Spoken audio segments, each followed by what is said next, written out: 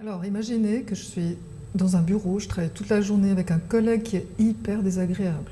Non seulement il parle fort, en plus il critique les gens et il me critique moi, et en plus il se plaint toute la journée.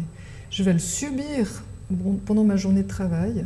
Si, quand je reviens chez moi, que je suis en train de préparer à manger pour moi et ma famille, je suis en train de penser à ce collègue, c'est comme si je l'invitais chez moi à manger.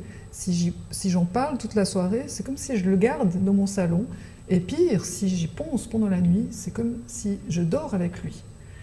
Pour mon organisme, ça fait aucune différence, qu'il soit là physiquement, à mes côtés, ou que j'y pense, que je l'ai dans ma tête. Des fois même, c'est pire d'y penser, parce que je vais encore avoir plus d'énervement, d'agacement, de frustration, etc.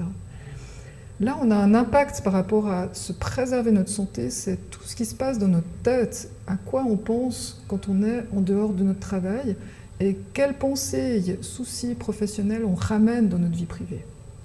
Et puis, on peut voir qu'on a 3 types de pensées. Le premier, c'est des pensées qui sont constructives.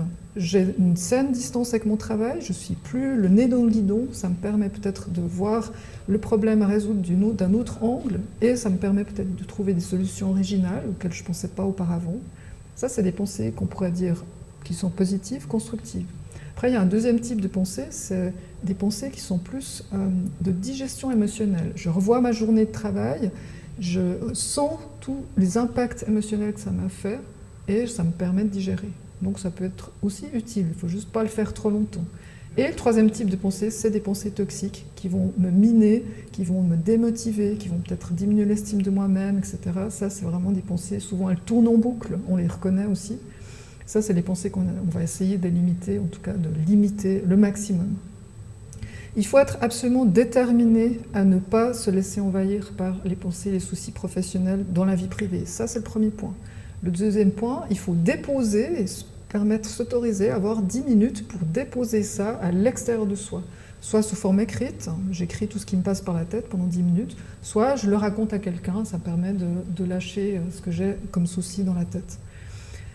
Quand les 10 minutes sont écoulées, paf, je dois absolument faire un effort pour changer de sujet dans ma tête. Soit je me concentre sur une activité physique, soit je parle avec quelqu'un d'un sujet complètement différent qui va m'intéresser.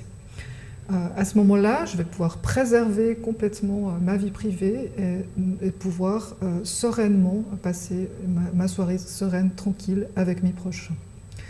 Il faut être absolument implacable avec ce type de pensée, de rumination, pour pouvoir les cadrer. Voilà. Je vous souhaite une très bonne santé au travail et je vous souhaite de bien prendre soin de vous.